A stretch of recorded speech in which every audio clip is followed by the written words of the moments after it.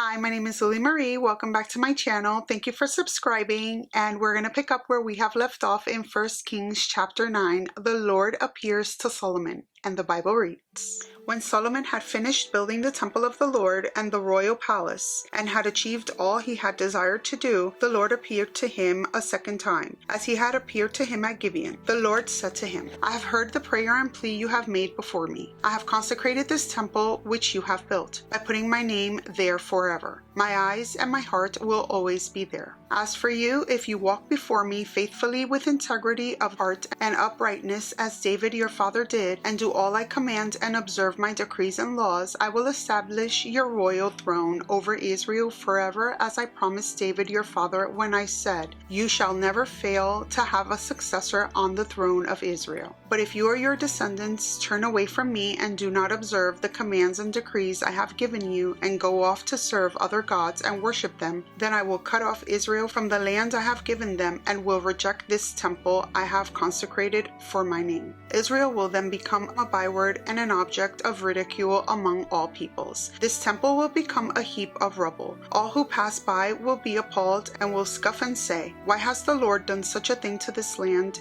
and to this temple? People will answer, Because they have forsaken the Lord their God, who brought their ancestors out of Egypt, and have embraced other gods, worshipping and serving them. That is why the Lord brought all this disaster on them. Solomon's other activities. At the end of 20 years, during which Solomon built these two buildings, the temple of the Lord and the royal palace, King Solomon gave 20 towns in Galilee to Hiram, king of Tyre, because Hiram had supplied him with all the cedar and juniper and gold he wanted. But when Hiram went from Tyre to see the towns that Solomon had given him, he was not pleased with them. What kind of towns are these you have given me, my brother? He asked. And he called them the land of Kabul, a name they have to this day. Now Hiram had sent to the king 120 talents of gold. Here is the account of the forced labor King Solomon conscripted to build the Lord's temple: his own palace, the terraces, the wall of Jerusalem and Hazor, Megiddo and Gezer. Pharaoh, king of Egypt, had attacked and captured Gezer. He had set it on fire. He killed its Canaanite inhabitants and then gave it as a wedding gift to his daughter, Solomon's wife. And Solomon rebuilt Gezer. He built up Lower Beth-horon, Baalath, and Tadmor in the desert, within his land, as well as all his store cities and the towns for his chariots and for his horses. Whatever he desired to build in Jerusalem, in Lebanon, and throughout all the territory, he ruled. There were still people left from the Amorites, Hittites, Perizzites, Hivites, and Jebusites. These peoples were not Israelites. Solomon conscripted the descendants of all these peoples remaining in the land, whom the Israelites could not exterminate, to serve as slave laborers as it is to this day. But Solomon did not make slaves of any of the Israelites. They were his fighting men, his government officials, his officers, his captains, and the commanders of his chariots and charioteers. They were also the chief officials in charge of Solomon's projects, 550 officials supervising those who did the work. After Pharaoh's daughter had come up from the city of David to the palace Solomon had built for her, he constructed the terraces. 3 times a year Solomon sacrificed burnt offerings and fellowship offerings on the altar he had built for the Lord, burning incense before the Lord along with them, and so fulfilled the temple obligations. King Solomon also built ships at Ezion-Geber, which is near Elath in Edom, on the shore of the Red Sea. And Hiram sent his men, sailors who knew the sea, to serve in the fleet with Solomon's men. They sailed to Ophir and brought back 420 talents of gold, which they delivered to King Solomon. 1 Kings chapter 10, the Queen of Sheba visits Solomon. When the Queen of Sheba had heard about the fame of Solomon and his relationship to the Lord, she came to test Solomon with hard questions. Arriving at Jerusalem with a very great caravan, with camels carrying spices, large quantities of gold, and precious stones, she came to Solomon and talked with him about all that she had on her mind. Solomon answered all her questions. Nothing was too hard for the king to explain to her. When the Queen of Sheba saw all the wisdom of Solomon and the palace he had built, the food on his table, the seating of his his officials, the attending servants in their robes, his cupbearers, and the burnt offerings he made at the temple of the Lord, she was overwhelmed. She said to the king, "The report I heard in my own country about your achievements and your wisdom is true, but I did not believe these things until I came and saw with my own eyes. Indeed, not even half was told me. In wisdom and in wealth you have far exceeded the report I heard. How happy your people must be. How happy your officials who continually stand before you and hear your wisdom. Praise be to the Lord your God, who has delighted in you and placed you on the throne of Israel. Because of the Lord's eternal love for Israel, he has made you king to maintain justice and righteousness." And she gave the king 120 talents of gold, large quantities of spices, and precious stones. Never again were so many spices brought in as those the Queen of Sheba gave to King Solomon. Hiram's ships brought gold from Ophir, and from there they brought great cargoes of almug wood and precious stones. The king used the almug wood to make supports for the temple of the Lord and for the royal palace, and to make harps and lyres for the musicians. So much almug wood has never been imported or seen since that day. King Solomon gave the Queen of Sheba all she desired and asked for, besides what he had given her out of his royal bounty. Then she left and returned with her retinue to her own country. Solomon's splendor. The weight of the gold that Solomon received yearly was 666 talents, not including the revenues from merchants and traders and from all the Arabian kings and the governors of the territories. King Solomon made 200 large shields of hammered gold.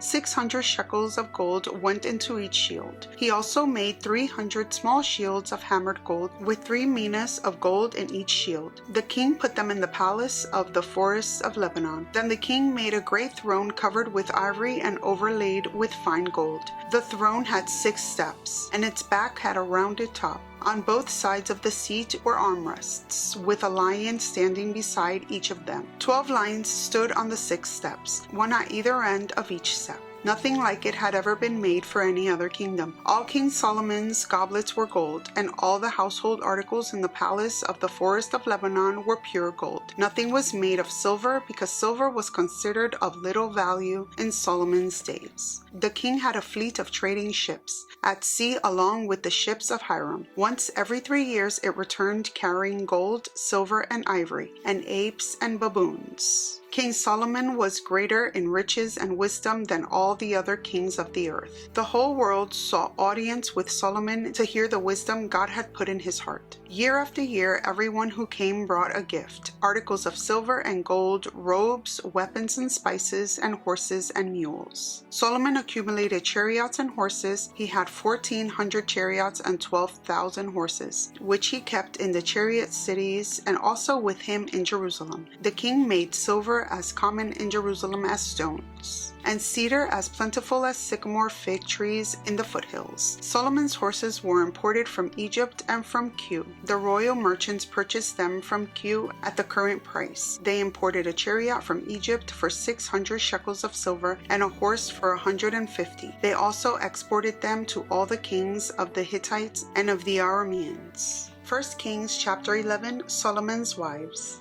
King Solomon, however, loved many foreign women besides Pharaoh's daughter, Moabites, Ammonites, Edomites, Sidonians, and Hittites. They were from nations about which the Lord had told the Israelites, "You must not intermarry with them, because they will surely turn your hearts after their gods." Nevertheless, Solomon held fast to them in love. He had 700 wives of royal birth and 300 concubines, and his wives led him astray. As Solomon grew old, his wives turned his heart after other gods, and his heart was not fully devoted to the Lord his God, as the heart of David his father had been. He followed Ashtoreth, the goddess of the Sidonians, and Moloch, the detestable god of the Ammonites. So Solomon did evil in the eyes of the Lord. He did not follow the Lord completely, as David his father had done. On the hill east of Jerusalem, Solomon built a high place for Shemash, the detestable god of Moab, and for Moloch, the detestable god of the Ammonites. He did the same for all his foreign wives, who burned incense and offered sacrifices to their gods. The Lord became angry with Solomon because his heart had turned away from the Lord, the God of Israel, who had appeared to him twice, although Although he had forbidden Solomon to follow other gods, Solomon did not keep the Lord's command. So the Lord said to Solomon, "Since this is your attitude and you have not kept my covenant and my decrees which I commanded you, I will most certainly tear the kingdom away from you and give it to one of your subordinates. Nevertheless, for the sake of David your father,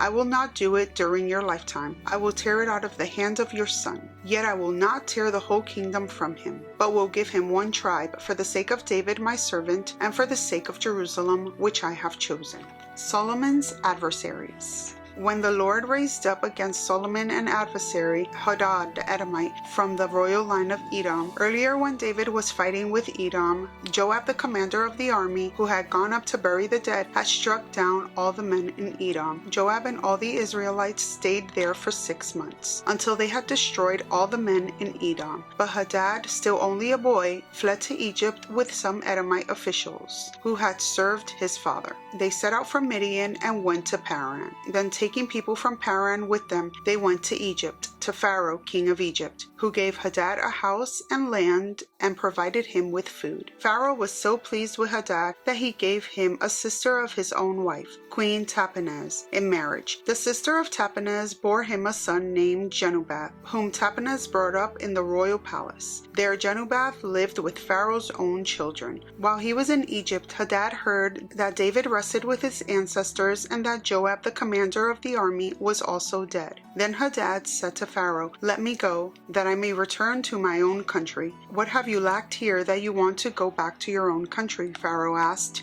"Nothing," Hadad replied, "but do let me go." And God raised up against Solomon another adversary, Rezin son of Eliada, who had fled from his master Hadadezer king of Zobah. When David destroyed Zobah's army, Rezin gathered a band of men around him and became their leader. They went to Damascus, where they settled and took control. Rezin was Israel's adversary as long as Solomon lived, adding to the trouble caused by Hadad. So Rezin ruled in Aram and was hostile toward Israel. Jeroboam rebels against Solomon. So Jeroboam, son of Nebat, rebelled against the king. He was one of Solomon's officials, an Ephraimite from Zereda, and his mother was a widow named Zeruiah. Here is the account of how he rebelled against the king. Solomon had built the terraces and had filled in the gap in the wall of the city of David his father. Now Jeroboam was a man of standing, and when Solomon saw how well the young man did his work, he put him in charge of the whole labor force of the tribes of Joseph.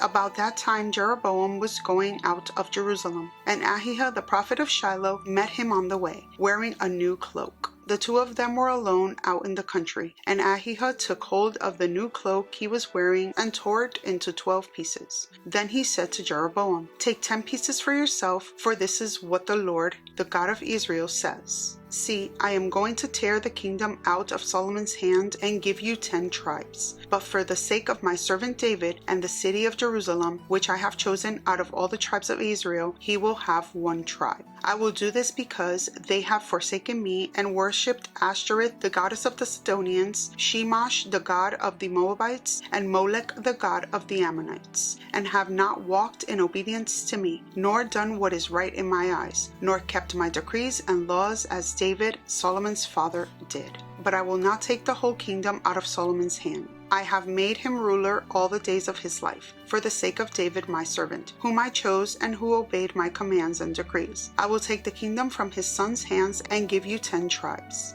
I will give 1 tribe to his son, so that David my servant may always have a lamp before me in Jerusalem, the city where I chose to put my name. However, as for you, I will take you, and you will rule over all that your heart desires. You will be king over Israel. If you do whatever I command you, and walk in obedience to me, and do what is right in my eyes by obeying my decrees and commands, as David my servant did, I will be with you. I will build you a dynasty as enduring as the one I built for David, and will give Israel to you. I will humble David's descendants because of this, but not forever." Solomon tried to kill Jeroboam, but Jeroboam fled to Egypt, to Shishak the king, and stayed there until Solomon's death. Solomon's death. As for the other events of Solomon's reign, all he did and the wisdom he displayed, are they not written in the book of the annals of Solomon? Solomon reigned in Jerusalem over all Israel 40 years. Then he rested with his ancestors and was buried in the city of David his father, and Rehoboam his son succeeded him as king. 1 Kings chapter 12, Israel rebels against Rehoboam. Rehoboam went to Shechem, for all Israel had gone there to make him king. When Jeroboam son of Nebat heard this, he was still in Egypt, where he had fled from King Solomon. He returned from Egypt. So they sent Jeroboam, and he and the whole assembly of Israel went to Rehoboam and said to him, "Your father put a heavy yoke on us, but now lighten the harsh labor and the heavy yoke he put on us, and we will serve you." Rehoboam answered, "Go away for 3 days, and then come back to me." So the people went away. When King Rehoboam consulted the elders who had served his father Solomon during his lifetime, "How would you advise me to answer these people?" he asked. They replied, "If today you will be a servant to these people and serve them and give them a favorable answer, they will always be your servants." But Rehoboam rejected the advice the elders gave him and consulted the young men who had grown up with him and were serving him. He asked them, "What is your advice? How should we answer these people who say to me, 'Lighten the yoke your father put on us'?" The young men who had grown up with him replied, "These people have said to you, 'Your father put a heavy yoke on us, but make our yoke lighter.' Now tell them, 'My little finger is thicker than my father's waist. My father laid on you a heavy yoke. I will make it even heavier. My father scourged you with whips. I will scourge you with scorpions." 3 days later, Jeroboam and all the people returned to Rehoboam, as the king had said. "Come back to me in 3 days." The king answered the people harshly, rejecting the advice given to him by the elders. He followed the advice of the young men and said, "My father made your yoke heavy. I will make it even heavier. My father scourged you with whips. I will scourge you with scorpions." So the king did not listen to the people, for this turn of events was from the Lord, to fulfill the word the Lord had spoken to Jeroboam son of Nebat through Ahijah the Shilonite. When all Israel saw that the king refused to listen to them, they answered the king, "What share do we have in David? What part in Jesse's son? To your tents, Israel. Look after your own house, David." So the Israelites went home. But as for the Israelites who were living in the towns of Judah, Rehoboam still ruled over them. King Rehoboam sent out Adoniram, who was in charge of forced labor, but all Israel stoned him to death.